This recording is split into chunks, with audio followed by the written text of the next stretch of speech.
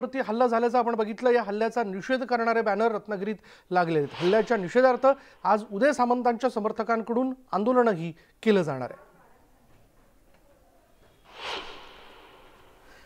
आणि आता क्षणाची महत्त्वाची बातमी आपण बघतोय की उदय सामंत यांच्यावरती जो हल्ला करण्यात आला, त्यांच्या ताफ्यावरती जो हल्ला झाला, त्याच्या निषेधार्थ त्यांच्या मतदारसंघात म्हणजे रत्नागिरीमध्ये सगळीकडे बॅनर लागलेले आहेत आणि या विरोधात आंदोलन देखील केलं जाणार आहे।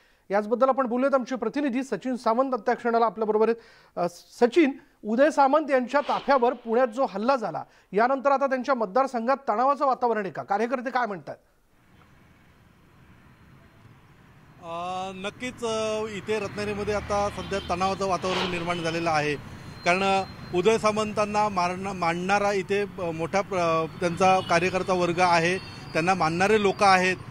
जरी उदय सामंत यांनी जरी कार्यकर्त्यांना सांगितलं असेल की कोणताही अनुचित प्रकार करू नका, तरी देखील कार्यकर्ते शांत राहणारे नाही आहेत। आता एका रात्रीत पूर्ण रत्नागिरी शहरामध्ये इथे आपल्याला सगळीकडे बॅनर लागलेले दिसत आहेत। आणि आता आपण ज्या ठिकाणी उभे आहोत ते लोकेशन म्हणजे इथे रत्नागिरी शहराची मुख्य प्रवेशद्वार आहे आणि इथेच शिवसेनेची शाखा देखील आहे आणि शिवसेनेच्या शाखेसमोरच ही बॅनरबाजी करण्यात आलेली आहे। अशा प्रकारे ठिकठिकाणी ही बॅनरबाजी करण्यात आलेली आहे आणि याच्या पुढची अजून काय प्रतिक्रिया उमटते हे आता येणाऱ्या थोड्याच वेळात आपल्याला समजणार आहे। विशाल सर, हो, पण आता जे बॅनर्स आपण लागले जे बघतोय, या बॅनर्सच्या आशयावरनं तर एकूण असं दिसून येतं की कार्यकर्ते प्रचंड संतापलेले आहेत।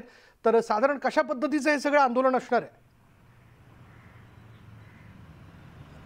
ह्याच्या पुढची त्यांची रणनीती अशी असेल की घोषणाबाजी दिली जाणार आहे।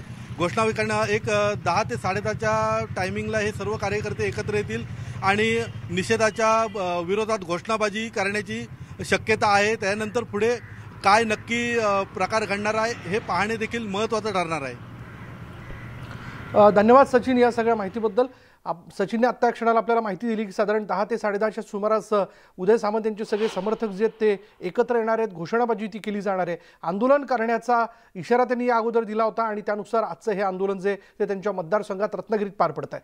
पुढे पाहूयात, हिंगोली शिवसेना जिल्हा प्रमुख बबन थोरात यांना ताब्यात घेण्यात आलंय। चिथावणीखोर भाषण केल्याप्रकरणी त्यांना ताब्यात घेण्यात आलेले। यापूर्वी त्यांनी चिथावणीखोर भाषण केलेलं होतं, तशी वक्तव्य त्यांनी केलेली होती। त्याला खुद्द तिथले आमदार जे आहेत शिंदे गटात गेलेले, त्यांनी देखील आव्हान देऊ केलेलं होतं।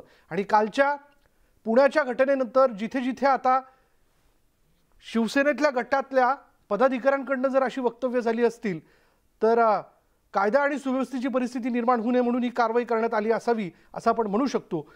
अधिक माहिती आपण जाणून घेऊयात। आमचे प्रतिनिधी मनीष खरात आपल्या बरोबर आहेत। मनीष, काय माहिती?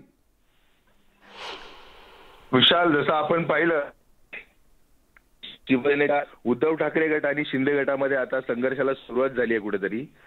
बबन थोरात जे हिंगोलीचे शिवसेनेचे संपर्क प्रमुख आहेत, त्यांनी शिवसेनेचा 1 तारखेला जो मेळावा घेतला होता, निष्ठा मेळावा, त्यामध्ये त्यांनी जे बंडखोर आहेत त्यांनी गद्दार हा शब्द त्यांना वापरला। त्यांच्या गाड्या कुठल्याही गावामध्ये घुसू नका, त्यांच्या गाड्या गाडी फोडेल त्याला आपण त्याचा सत्कार करूयात उद्धव ठाकरे यांच्या हस्ते, असं त्यांनी एक चिथावणीखोर वक्तव्य केलं होतं। आणि त्यानंतर हिंगोली शहर पोलीस ठाण्यात काल गुन्हा देखील दाखल झाला होता त्यांच्या विरुद्ध।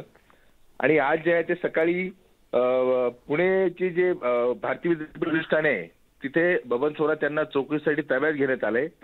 कारण काल रात्री उदय सामंत यांच्या ताफ्यावर त्यांच्या गाडीवर कात्रज परिसरात कुठेतरी हल्ला झालाय आणि शिवसैनिकांनी तो हल्ला केलाय। आणि ज्या प्रकारे बबन थोरात म्हणाले की मी शिवसेनेच्या समर्थन करतो आणि याची मी घ्यायला तयार आहे, त्यानुसार आता पुण्याच्या पोलिसांनी त्यांना चौकशीसाठी ताब्यात घेतलंय।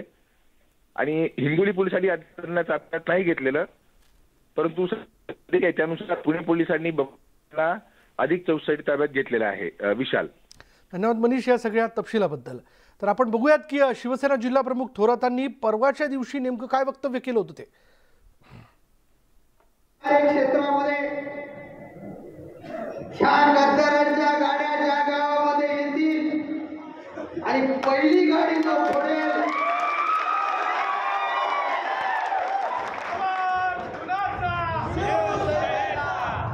त्याचा बहुमान आदरणीय उद्धव साहेब ठाकरे यांच्या शुभ हस्ते मातोश्री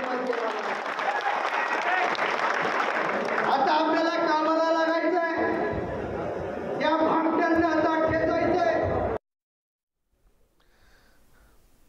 उदय सामंत यांच्या गाडीवर झालेल्या हल्ल्यानंतर